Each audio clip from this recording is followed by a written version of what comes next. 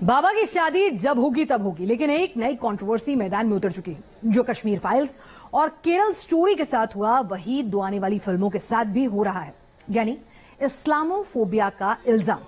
और फिल्म को बैन करने की मांग उठी है। इस बार कौन सी फिल्मों से खफा है बैन मांगने वाली जमात, और इन फिल्मों में ऐसा क्या है जो मौलाना तक को परेशान कर रहा है? आप भी देखिए और बैन की इस कहानी को गौर से समझिए।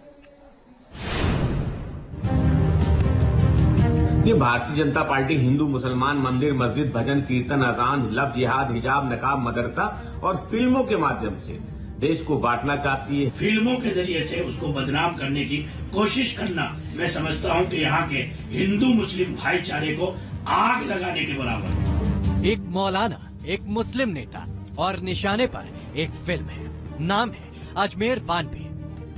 मशहूर art film director Pushpendra Singh की फिल्म अजमेर बानवे का पोस्टर क्या रिलीज हुआ, एक तबके में मानो आग सी लग गई। फिल्म का ट्रेलर तक नहीं आया, उससे पहले ही बैन की आवाज उठने लगी। ये आवाजें आपको सुनाएंगे, लेकिन पहले जानिए आखिर क्या है अजमेर बानवे की असल कहानी। मीडिया रिपोर्ट्स के मुताबिक अजमेर बानवे फिल्म की कहानी हुए उस मास ब्लैकमेल और रेप केस पर आधारित है, जिसका गवाह अजमेर शहर साल 1992 में बना था। इस दौरान 18 लोगों के गैंग पर 100 से ज्यादा स्कूली और कॉलेज छात्राओं को ब्लैकमेल और रेप करने का आरोप लगा था। इस केस में मुख्य आरोपियों में से एक था फारूक चिश्ती, जो अजमेर शरीफ से जुड़े खादिमों के खानदान से था। आरोपियों में से 3 फारूक, नफीस और अनवर चिश्ती कांग्रेस से जुड़े हुए थे। इस मामले में कई लोगों को, करीब इसमें 11-12 लोगों को गिरफ्तार किया। इसमें एक फोटोग्राफर भी था, कैलाश सोनी, जो इनकी फोटो लड़कियों की और इनके साथ असली चित्र खींचने का काम कर रहा था। जब उन युवकों को शक हुआ कि कहीं यह हमारी पोल न खोल दे, तो उन्होंने उस फोटोग्राफर के साथ भी लड़कियों के साथ असली फोटो खींच लिए, ताकि कहीं गए। वो बहुत घबराया और परेशान रहा, और अंत में जाकर उसने पति पत्नी ने आत्महत्या कर ली। इस मामले में करीब पूरे देश में ये मामला काफी उजागर हुआ। इतने बड़े पैमाने पर ब्लैकमेलिंग और धमकियों का इस्तेमाल कर लड़कियों की इज्जत से खिलवाड़ किया गया। कुल 6 पीड़ितों के सुसाइड करने की खबरें तक सामने आई, और जब इस कहानी को फिल्मी पर्दे पर लाने की कोशिश की गई तो भड़क गई एक जमात। 1000 साल से मुल्क ही नहीं बल्कि बैरून मुल्क की हर कम्युनिटी ने, हर मजहब ने और हर कौम ने तस्लीम किया है, और वहाँ से हर एक की आस्था और मोहब्बत और अकीदत जुड़ी हुई है।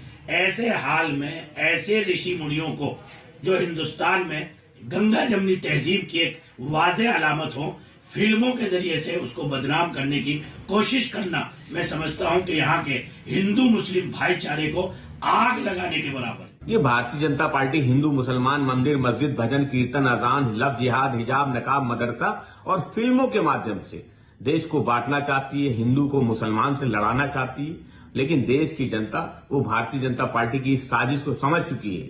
एक के बाद एक फिल्में आती रहेंगी, लेकिन देश का हिंदू और मुसलमान अब वो लड़ने नहीं जा रहा। वो भारतीय जनता पार्टी की साजिश को नाकाम करेगा। बैन की इस आवाज से कुछ सवाल उठते हैं। क्या मौलाना किसी गुनहगार के मजहब के आधार पर उन पीड़ितों के दर्द की कहानी को दबाना चाहते हैं, जो इस मास ब्लैकमेलिंग और रेप का शिकार हुई थी?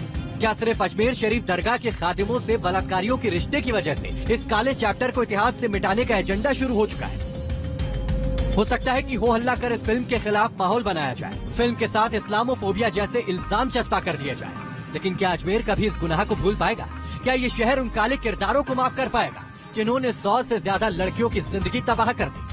सच को सामने लाने का जो साहस कर रहे हैं, वो केवल मात्र इसको कमर्शियल नहीं, लेकिन एक सच को जनता के सामने लेकर के आए, और हमारी बच्चियों को भविष्य में सीख देने के लिए अगर इस प्रकार की वेब सीरीज बनती है, तो मैं इसका सादर स्वागत करता हूं, अभिनंदन करता हूं। और ये सच इसके सामने आए, जनता के सामने आए। ये अजमेर फाइल्स में कुल 12 लड़कियां हैं, जिनको 250 लड़कियां कहा जा रहा है, और एक इंस्टीट्यूशन को ख्वाजा गरीब नवाज की दरगाह, ख्वाजा मोइनुद्दीन चिश्ती की दरगाह को ब्लेम किया जा रहा है, जबकि इस दरगाह में ऐसी कोई घटना घटित नहीं हुई।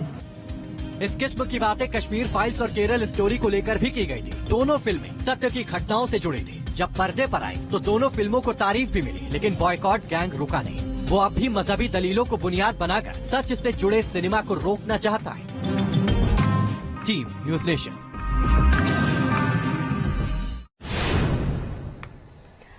पाकिस्तानी फौज के दिन बुरे चल रहे हैं।